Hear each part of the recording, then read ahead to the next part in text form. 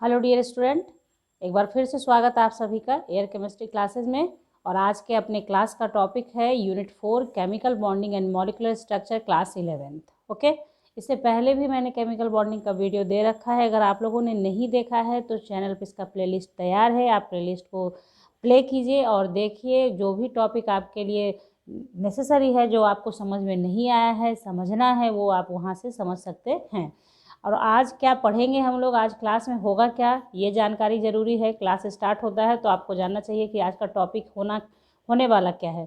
तो मैं बता दूं आपको कि आज की क्लास का टॉपिक है, सबसे पहले जो आपके जो थंबनेल पे ही डाला हुआ है, वैलेंसी। तो देखिए, आज हम लोग पहले जानेंगे कि वैलेंसी शब्द आता कहाँ से है। वैलेंसी इलेक्ट्रॉन से, ठीक है। फिर उसी वैलेंस इलेक्ट्रॉन से हम लोग मूव कर जाते हैं वैलेंसी की तरफ, ठीक है। उसके बाद वैलेंसी के साथ साथ फिर हम लोग क्या आएंगे, इलेक्ट्रोवैलेंसी को जानेंगे। इलेक्ट्रोवैलेंसी क्या होता है। फिर हम लोग जानेंगे कोवैलेंसी क्या होता है। और इसी में सबसे इम्पॉर्टेंट जो होगा जानना, वो होगा वेरिएबल कोवैलेंसी क्या होता है, ठीक है। आपने वैलेंसी पढ़ा है, वेरिएबल वैलेंसी भी पढ़ा होगा, मैंने भी अपने चैनल पे वीडियो दे रखा है उसके लिए। तो ये बातें आपने जान ली है। तो आज हम लोग इन सारी बातों को जानेंगे। बहुत ज़्यादा नहीं देर टाइम लगेगा, आपको तुरंत समझ जाएंगे आप कि क्या होता है, ठीक है। तो आपको करना क्या है, क्लास में एंड तक बने रहना है ताकि आप पूरी तरह से कॉन्सेप्ट को क्लियर करके ही क्लास से जाएं, ठीक है। अच्छा लगे तो लाइक कर दीजिएगा और दोस्तों के साथ शेयर भी कीजिएगा। चैनल को सब्सक्राइब करना तो बोलना नहीं चाहिए, आपको पक्का कर लेना चाहिए चैनल को सब्सक्राइब बेल आइकन के साथ। तो चलिए स्टार्ट करते हैं अपने क्लास को, ठीक है। तो देखिए, सबसे पहली बात कि वैलेंस इलेक्ट्रॉन किसे कहते हैं। सबसे पहला तो आप लोग को पता है वैलेंस इलेक्ट्रॉन किसे कहते हैं हम लोग, the number of electrons present in outer most shell. Number of electron present in outer most shell, ठीक है। मतलब नंबर ऑफ इलेक्ट्रॉन, जितना भी number of electron outer most shell में प्रेजेंट होता है उसे वैलेंस इलेक्ट्रॉन कहते हैं। फॉर एग्जांपल आप ले लो, किसी को भी ले लो, सोडियम को ले लो, सोडियम 11 होता है तो क्या हो गया, 2 8 1। तो यहाँ पे ये 1 जो है ये आउटर मोस्ट सेल है ना, आउटर मोस्ट सेल यानी सबसे बाहर, बाहर की तरफ। आउटर मोस्ट का मतलब वही होता है। तो ये जो सबसे बाहर का सेल होता है उसे आउटर मोस्ट सेल कहते हैं। और उसमें जो इलेक्ट्रॉन प्रेजेंट होता है उसे वैलेंस इलेक्ट्रॉन कहते हैं। किसी का भी आप ले सकते हैं, कोई भी एलिमेंट ले। तो ये हो गया वैलेंस इलेक्ट्रॉन का कहानी, ये पहले भी आपको बताया जा चुका है, ठीक है। तो ये वैलेंस इलेक्ट्रॉन हो गया। अब बारी आती है वैलेंसी, क्योंकि जब तक आप वैलेंसी नहीं समझेंगे तो उससे रिलेटेड जो भी वर्ड है, जैसे वैलेंसी आपने जाना, इलेक्ट्रोवैलेंसी जानेंगे, कोवैलेंसी जानेंगे।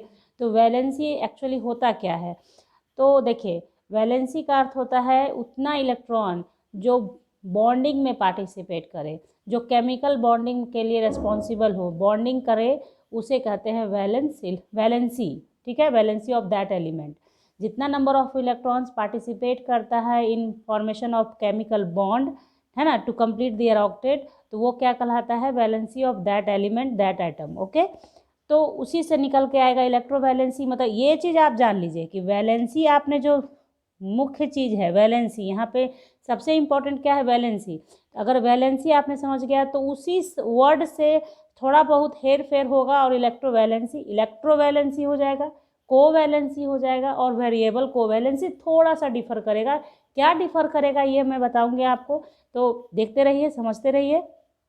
तो सबसे पहले हम लोगों ने वैलेंस इलेक्ट्रॉन समझ लिया, वैलेंसी भी समझ लिया कि number of electrons participate in formation of chemical bond, ठीक है, that is valency of that element, ठीक है। तो समटाइम क्या होता है, वैलेंस इलेक्ट्रॉन और वैलेंसी दोनों सेम हो जाता है, क्योंकि आउटर मोस्ट में जो इलेक्ट्रॉन होता है वो पार्टिसिपेट करता है in formation of chemical bond, तो वैलेंसी भी सेम हो जाता है वैलेंस इलेक्ट्रॉन के जैसा, ठीक है। तो ये आपने समझ लिया।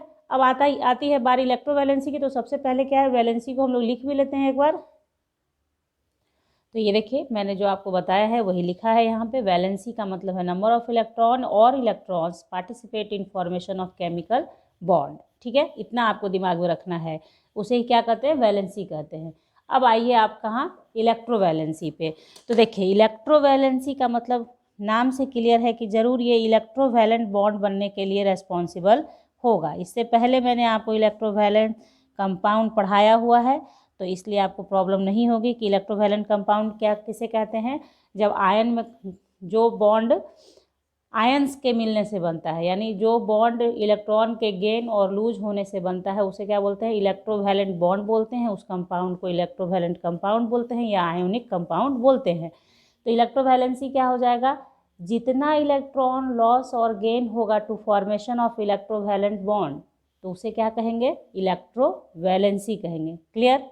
इलेक्ट्रोवैलेंट बॉन्ड बनने के लिए जो कंडीशन है, इलेक्ट्रोवैलेंट बॉन्ड कब बनता है, जब इलेक्ट्रॉन लूज होता है और या फिर गेन होता है। तो क्या होता है, लूज और गेन होने से इलेक्ट्रोवैलेंट बॉन्ड बना, तो जितना नंबर ऑफ इलेक्ट्रॉन्स लूज होगा या गेन होगा for the formation of electrovalent bond, that is called electrovalency of that element. बात आ रही समझ में। तो कुछ नहीं है, वैलेंसी जो आपने पढ़ा है, केमिकल बॉन्ड के बनने के लिए जो इलेक्ट्रॉन खर्च होता है वो वैलेंसी है। तो इलेक्ट्रोवैलेंसी किसको बोलेंगे, इलेक्ट्रोवैलेंट बॉन्ड बनने के लिए जो इलेक्ट्रॉन खर्च होगा उसे क्या कहेंगे, इलेक्ट्रोवैलेंसी कहेंगे। ठीक है, बात आ गई समझ में आपके। तो चलिए इसको भी हम लोग लिख लेते हैं।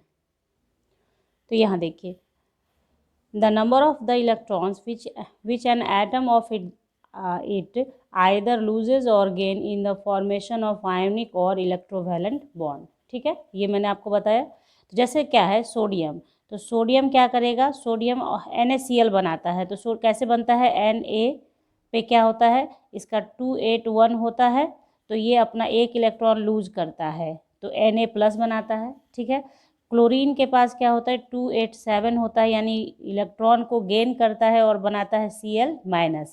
तो इन दोनों के मिलने से ही क्या होता है, मिलने से बन जाता है NaCl। ठीक है, पॉजिटिव निगेटिव अट्रैक्ट करता है एक दूसरे को और बनता है NaCl, इलेक्ट्रोवैलेंट कंपाउंड। तो यहाँ पे आपने क्या देखा कि इस केस में क्या होगा, सोडियम का इलेक्ट्रोवैलेंसी क्या हो जाएगा, 1 हो जाएगा, क्योंकि सोडियम ने क्या किया, सोडियम का इलेक्ट्रोवैलेंसी 1। उसी तरह से क्लोरीन का इलेक्ट्रोवैलेंसी क्या हो जाएगा, 1 हो जाएगा, है ना, क्योंकि दोनों का क्या है, एक किसी ने एक इलेक्ट्रॉन लूज किया है तो किसी ने एक इलेक्ट्रॉन गेन किया है। तो ऐसे कंडीशन में क्या हुआ, इलेक्ट्रोवैलेंसी 1 हो गया। आई थिंक ये सब आप जानते हैं, लेकिन यहाँ पे एक मतलब वैलेंसी को समझाना है टोटली, कि पूरी तरह से आप वैलेंसी को पूरी तरह से आत्मसात कर लें, कि वैलेंसी से रिलेटेड कुछ भी बातें आए आपके सामने तो आप उसको समझा पाएँ, बता पाएँ और ख़ुद उसका कर पाएँ सॉल्व। ठीक है, तो इस तरीके से आप कहीं भी और भी बना सकते हैं। CaCl2 ही बनाएंगे तो वहाँ भी क्या है, कैल्शियम 2 इलेक्ट्रॉन लूज करेगा, तब क्लोरीन 2 इलेक्ट्रॉन लेगा, 2 क्लोरीन एक इलेक्ट्रॉन लेगा।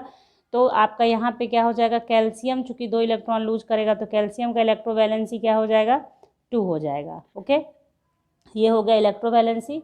अब आते हैं हम लोग अपने कोवैलेंसी के ऊपर, कि कोवैलेंसी क्या होता है। ठीक है, तो देखिए कोवैलेंसी हम लोग देखेंगे, बहुत इंपॉर्टेंट है और बहुत आसानी से आप समझ जाओगे कि कोवैलेंसी क्या होता है, आपको कहीं कोई परेशानी नहीं रह जाएगी इसके बाद। ठीक है, तो देखिए कोवैलेंसी का मतलब मैं शुद्ध रूप से कोवैलेंसी, ठीक है, तो वैलेंसी तो आपके समझ में आता है कि number of electron which participate in the formation of chemical bond, ये तय है, कहीं भी होगा, लूज हो, गेन हो, शेयर हो, कुछ भी हो, लेकिन केमिकल बॉन्ड के बनने के लिए जितने इलेक्ट्रॉन का यूज़ होगा वही वैलेंसी है, इसमें कोई बदलाव नहीं होगा। ठीक है, तो चाहे वो इलेक्ट्रोवैलेंसी है तो इलेक्ट्रोवैलेंसी में सिर्फ क्या आपको एक पर्टिकुलरली क्या बोलना है कि इलेक्ट्रॉन लूज और गेन, क्योंकि इलेक्ट्रोवैलेंसी का मतलब, इलेक्ट्रोवैलेंट का मतलब ही होता है लूज और गेन ऑफ इलेक्ट्रॉन। ठीक है, उसी तरह से कोवैलेंसी में देखिए क्या होगा कि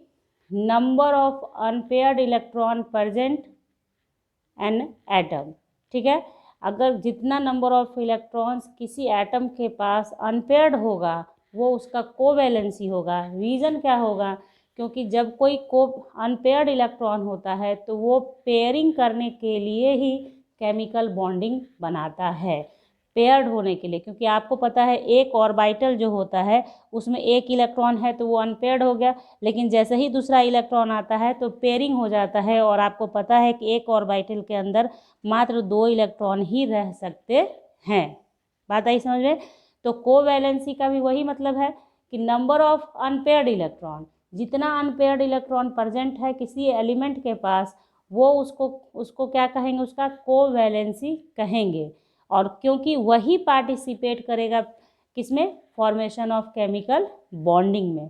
बात समझ रहे हैं आप? अगर कहीं कोई कन्फ्यूजन रह जाए बच्चों, बात को सुनने के बाद भी नहीं समझ में आए, तो पूछिएगा कमेंट बॉक्स में आके, ताकि मैं उसे आप क्लियर कर दूं।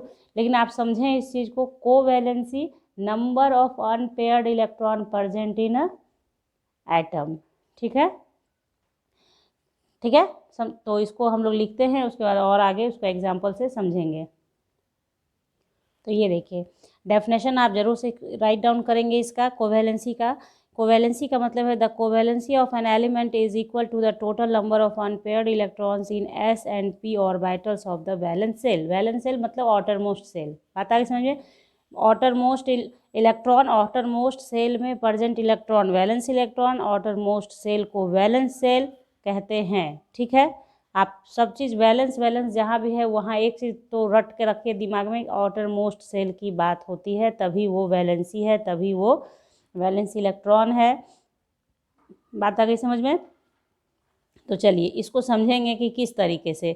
तो देखिए यहाँ पे एस और पी इसलिए लिखा गया क्योंकि एस और पी ऑर्बिटल में जो एस और पी एलिमेंट जो होता है, एस ब्लॉक और पी ब्लॉक एलिमेंट्स, उसमें ही ये बात होगी, क्योंकि बीच में जो डी ब्लॉक और एफ ब्लॉक है वो क्या करता है, वेरिएबल वैलेंसी शो करता है, उसका एक अलग ही केमिस्ट्री होता है। ठीक है, ट्रांजिशन मेटल का एक अलग केमिस्ट्री होता है, जिसको यहाँ पे हम लोग मेंशन नहीं करते हैं। यहाँ पे हम लोग क्या कर रहे हैं कि एस और पी ब्लॉक एलिमेंट्स का कोवैलेंसी क्या है, total number of unpaired electron present in S और P orbitals of valence shell. ठीक है, तो जैसे आप देखेंगे हाइड्रोजन है, तो हाइड्रोजन के पास तो मात्र एक ही इलेक्ट्रॉन होता है, तो 1s1, एस में कितना इलेक्ट्रॉन है, एक इलेक्ट्रॉन, यानी अनपेयर्ड इसी को बोलते हैं, सिंगल इलेक्ट्रॉन को ही बोलते हैं अनपेयर्ड इलेक्ट्रॉन। अगर 2 इलेक्ट्रॉन होता तो वो पेयर्ड हो जाता। ठीक है, तो अनपेयर्ड का मतलब सिंगल इलेक्ट्रॉन। ठीक है, तो यहाँ पे देखिए हाइड्रोजन का कोवैलेंसी कितना हो जाएगा, हाइड्रोजन की कोवैलेंसी 1। ठीक है, मान लिया कि उसी तरीके से आप क्या करें कि देखिए फ्लोरीन का क्या है, 1s2 2s2 2p5 होगा। ठीक है, तो देखिए इसमें अब अनपेयर्ड इलेक्ट्रॉन पहचान करना है, तो देखिए ये पूरा भरा हुआ है, ये पूरा भरा, क्योंकि एस सेल में 2 इलेक्ट्रॉन ही रहता है। पी में क्या होता है, पी के लिए 3 डब्बा बनता है, 3 ऑर्बिटल, तो 1 इलेक्ट्रॉन 1 इलेक्ट्रॉन 1 इलेक्ट्रॉन, फिर 5 है तो 3 के बाद पेयरिंग स्टार्ट, 4 और 1 5, तो बचा नंबर ऑफ अनपेयर्ड इलेक्ट्रॉन कितना, 1, इसलिए कोवैलेंसी कितना, तो 1। बात आई समझ में? इस तरीके से देखना है। ठीक है, ऐसे आप इस तरीके से देखोगे तो आपको समझ में ही नहीं आएगा कि अनपेयर्ड इलेक्ट्रॉन कितना है इसके पास। अनपेयर्ड इलेक्ट्रॉन चूंकि पी का क्या होता है हम लोग जानते हैं, 2p है, तो इसका मतलब है px py और pz ऑर्बिटल होगा। तो px में py में pz में, तो pz में 1 इलेक्ट्रॉन है, यानी अनपेयर्ड इलेक्ट्रॉन वही है, इसलिए उसका कोवैलेंसी क्या होगा, 1 होगा। ठीक है, उसी तरीके से देखते हैं ऑक्सीजन का। तो देखिए ऑक्सीजन का कितना होता है, एटॉमिक नंबर 8 होता है ऑक्सीजन का, तो कितना हो गया, 1s2 2s2 2p4। ठीक है, तो कितना इसको देखिए, इसको तो पूरा पूरा है, 2s2 पूरा लिख दिया आपने, फिर लिखिएगा 2px 2py 2pz, तो पहले सिंगल सिंगल इलेक्ट्रॉन आया। ठीक है, तो 3 हो गया, और ये एक 4 पेयरिंग, पहले सिंगल सिंगल इलेक्ट्रॉन भरेगा, ये सब मैंने बताया है आप लोगों को केमिकल बॉन्डिंग के शुरुआत के क्लास में, ज़रूर से उसे देखिए कि किस तरह से पेयरिंग स्टार्ट होता है। तो पहले क्या हुआ, एक एक इलेक्ट्रॉन गया, फिर जब बच गया तो उसके एंटी क्लॉकवाइज में उसका पेयरिंग स्टार्ट होगा, तो पेयरिंग स्टार्ट हो गया, तो नंबर ऑफ अनपेयर्ड इलेक्ट्रॉन कितना बचा, 2, तो ये ही इसका कोवैलेंसी होता है। कोवैलेंसी ऑफ ऑक्सीजन कितना हो गया, 2, क्योंकि नंबर ऑफ अनपेयर्ड इलेक्ट्रॉन कितना है, 2 है। ओके, उसी तरह से आप चाहें तो नाइट्रोजन का भी निकाल सकते हैं, तो कोवैलेंसी आपका दिख जाएगा कि कितना होता है। अब बारी आती है वेरिएबल कोवैलेंसी की। ठीक है, तो देखिए कि वेरिएबल कोवैलेंसी क्यों पॉसिबल है, क्यों होता है। ठीक है, एक ही ग्रुप के अलग अलग एलिमेंट अलग अलग शो करते हैं, जैसे नाइट्रोजन जिस ग्रुप में है उसी ग्रुप में फास्फोरस भी है, लेकिन नाइट्रोजन वेरिएबल कोवैलेंसी शो नहीं करता है, जबकि फास्फोरस करता है। यहाँ पे आपको उस सवाल का भी जवाब मिलेगा कि ये नाइट्रोजन जो है NH3 बनाता है, जबकि आपका फास्फोरस PCl5 भी बना सकता है। यानी फास्फोरस का 2 कंपाउंड पॉसिबल होता है, PCl3 और PCl5। वाई? तो इसका भी कारण क्या है? वेरिएबल कोवैलेंसी ही है। तो बने रहिए क्लास में पूरी तरह से, ताकि आपके समझ में आ जाए। तो देखिए वेरिएबल कोवैलेंसी क्यों पॉसिबल होता है। तो ये देखिए वेरिएबल वैलेंसी कौन दिखाएगा, ये समझ लीजिए। Variable valency shown by that element which have d orbital in their valence shell। जिसके देखिए अभी से पहले जो मैंने एग्जाम्पल पढ़ाया उसमें कहीं भी आपने देखा होगा कि d ऑर्बिटल उसके वैलेंस सेल में प्रेजेंट ही नहीं है। तो जहाँ d ऑर्बिटल अब्सेंस होगा वहाँ वेरिएबल कोवैलेंसी नहीं होगा, लेकिन जिस एलिमेंट के पास उसके वैलेंस सेल में d ऑर्बिटल होगा वहाँ पे आपको वेरिएबल कोवैलेंसी दिखेगा। जैसे फॉर एग्जांपल फास्फोरस का जैसे मैंने आपको कहा, और नाइट्रोजन को आप लेके चले। जैसे नाइट्रोजन का देखें, नाइट्रोजन का 5 होता है तो क्या हो जाएगा 1s2 2s2 2p। नाइट्रोजन का 7 होता है, ठीक है 7। तो यहाँ पे आपको 3 हो गया। तो यहाँ पे आप देखिए 2s2p, इसमें d नहीं होता है, इसलिए ये जो है आपको वेरिएबल कोवैलेंसी शो नहीं करेगा due to absence of d orbital in their valence shell. ठीक है, ये बात समझ में आ गई आपके। इसी के जस्ट नीचे, नाइट्रोजन के जस्ट नीचे फास्फोरस होता है, जिसका होता है कितना 15। तो क्या हो गया 1s2 2s2 2p6। तो यहाँ तक कितना हो गया आपका 10 हो गया। 3s आएगा तो 3s2 और 3p3। ठीक है, क्लियर। तो यहाँ देखिए 3s में 3s 3p और 3d पॉसिबल होता है। ठीक है, 3s और 3p और 3d होता है। चूँकि d ऑर्बिटल वैलेंस सेल के पास है, इसलिए ये वेरिएबल कोवैलेंसी शो करता है। इसलिए फास्फोरस का कोवैलेंसी 2 होता है। फास्फोरस हैज़ 2 कोवैलेंसी, है ना। फास्फोरस हैज़ 2 कोवैलेंसीज, 3 + 3 और +5 2 होता है। ठीक है, कैसे होता है वो आप लोग जान लीजिए। यहाँ पे देखिए, जब फास्फोरस आपका किसी के साथ बॉन्डिंग करता है, इलेक्ट्रोनेगेटिव एलिमेंट के साथ फास्फोरस जब बॉन्डिंग करता है, तो बॉन्डिंग के दौरान जो एनर्जी रिलीज होती है वो एनर्जी क्या करता है, आपके एस ऑर्बिटल के पास जो इलेक्ट्रॉन है, इस इलेक्ट्रॉन को प्रमोट कर देता है किसमें, खाली पड़े डी ऑर्बिटल में। कहने का मतलब ये है, जैसे P जब आपका ग्राउंड स्टेट में है तो उसका कॉन्फ़िगरेशन कैसा होगा, 3s में इलेक्ट्रॉन पेयर्ड है और उसके बाद 3 यहाँ आपका px है, py है, pz है। ठीक है, तो एक एक इलेक्ट्रॉन है जब ग्राउंड स्टेट में है तब। तो अब सपोज कीजिए कि P ने क्लोरीन के साथ कॉम्बिनेशन किया, यानी P ने बनाया PCl3, क्लोरीन के साथ रिएक्शन किया, तो क्लोरीन के साथ जैसे 3 बॉन्डिंग होगा क्लोरीन के साथ, तो इस बॉन्ड फॉर्मेशन में जो एनर्जी रिलीज होगा, समझना है इसको, बॉन्ड फॉर्मेशन में एनर्जी रिलीज होगा, वो एनर्जी क्या करेगा, इस इलेक्ट्रॉन को प्रमोट करेगा किसमें, डी में, जो कि खाली है, अभी तक खाली पड़ा है। 4 5। ठीक है, तो देखिए होगा क्या, यहाँ का इलेक्ट्रॉन, चूंकि देखिए ये तीनों जो ऑर्बिटल है उन दोनों तीनों में क्या है, एनर्जी का डिफरेंस बहुत कम होता है। ठीक है, क्योंकि तीनों एक ही ये है, आउटर मोस्ट सेल का है, जिसकी वजह से एनर्जी का डिफरेंस बहुत कम होता है। तो एनर्जी अगर थोड़ा सा भी आपके एटम को मिलेगा तो इलेक्ट्रॉन प्रमोट होना आसान होता है। इलेक्ट्रॉन इस ऑर्बिट एस से डी में चला जाएगा, तो एस से प्रमोट होकर डी में जाएगा और यहाँ एक आ गया, जिसकी वजह से अनपेयर्ड इलेक्ट्रॉन कितना हो गया, यहाँ 1 2 3 4 5, तो अनपेयर्ड इलेक्ट्रॉन कितना, 5 इलेक्ट्रॉन हो गया 5, इसलिए कोवैलेंसी हो गया फास्फोरस का कितना, 5। ठीक है, ये कब होगा, जब एक्साइटेड स्टेट में होगा आपका फास्फोरस तब। और यहाँ पे क्या है, ग्राउंड स्टेट में अनपेयर्ड इलेक्ट्रॉन कितना है, 3, इसलिए कोवैलेंसी कितना है, 3। क्लियर।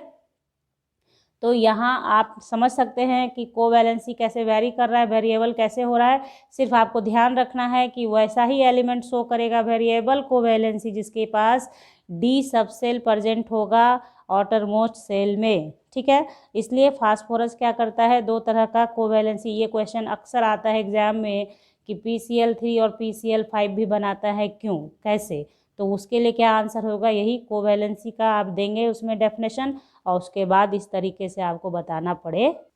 तो चलिए एक एग्जाम्पल और ले लीजिए आप सल्फ़र का। तो सल्फ़र का कितना होता है बच्चों, तो सल्फ़र का 16 होता है। ठीक है, कॉन्फ़िगरेशन पहले आप इसका लिख लें, 1s2 2s2 2p6 3s2 3p6, और हो गया होगा, देखिए आप इसको पूरा तो भरना नहीं चाहिए, 10 2 12 और 4, ठीक है 16। ओके, तो ये हो गया हम लोगों का कॉन्फ़िगरेशन। तो ग्राउंड स्टेट में इन सबको भूल जाइए, इसको लेके चलिए, बैलेंस सेल जो है उसको लेके चलते हैं। ठीक है, तो सबसे पहली बात 3s को आप बना लेंगे, 3s, तो 2 इलेक्ट्रॉन आ गया इसमें। उसके बाद आप आ जाएं 3p में, तो क्या हो गया, 1 2 3, और एक और इलेक्ट्रॉन है तो पेयरिंग हो जाएगा, और 3d आपका खाली है। ठीक है, इसके पास तो है ही नहीं कुछ।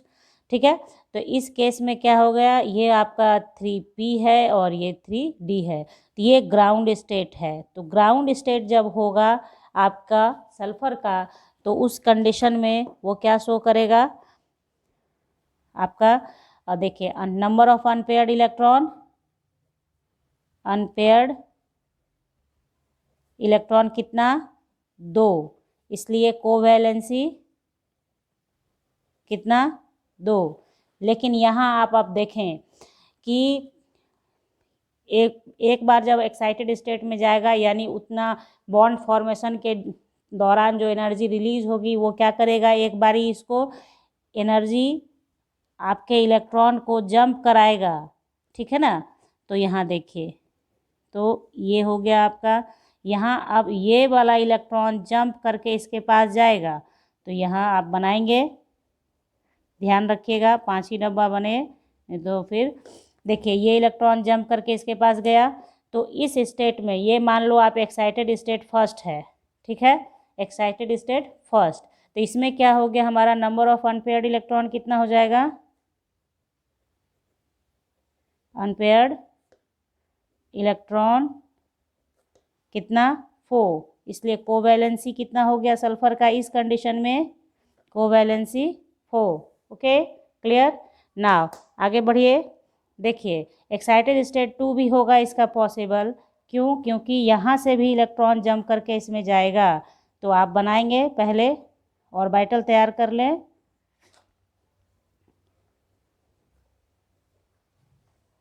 ठीक है, तो देखिए एक इलेक्ट्रॉन हो गया अनपेयर्ड इस तरीके से। ठीक है, तो इस एक्साइटेड स्टेट में नंबर ऑफ अनपेयर्ड इलेक्ट्रॉन कितना हो गया आपका,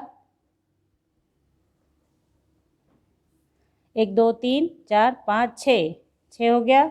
तो कोवैलेंसी ऑफ सल्फ़र इस कंडीशन में क्या हो गया, कोवैलेंसी 6 हो गया। जितना नंबर ऑफ अनपेयर्ड इलेक्ट्रॉन होगा कोवैलेंसी उतना ही होगा। ठीक है, यानी आपने क्या समझा यहाँ पे कि सल्फ़र क्या होगा, 3 टाइप्स ऑफ कोवैलेंसी शो करेगा, एक क्या होगा 2, उसके बाद 4, उसके बाद 6, इतना पॉसिबिलिटी है। तो ये हो गया वेरिएबल कोवैलेंसी। रीज़न मैंने आपको बता दिया, इसे किस तरीके का क्वेश्चन अराइज होगा वो आपने जान लिया। आपको क्वेश्चन हो सकता है why halogen shows variable covalency, या क्लोरीन के बारे में आ जाएगा why chlorine show variable covalency. तो उसके लिए आपको तैयार रहना है। उसका आंसर यही होगा कि उसके पास d ऑर्बिटल है जो वैकेंट होता है और इलेक्ट्रॉन एक्साइटेड होकर उसमें जाएगा। नंबर ऑफ अनपेयर्ड इलेक्ट्रॉन को ही हम लोग को वैलेंसी कहते हैं। इस तरीके से आपको आंसर करना है। आई होप कि आपके समझ में ये थ्योरी अच्छे तरीके से आ गया है। तो लाइक कीजिएगा, अपने दोस्तों को भी शेयर कर दीजिएगा और कमेंट करके बताइएगा। चैनल को सब्सक्राइब कीजिएगा विथ बेल आइकन। मिलेंगे नेक्स्ट क्लास में नेक्स्ट टॉपिक के साथ। तब तक के लिए bye, thank you, take care, have a nice day बच्चों।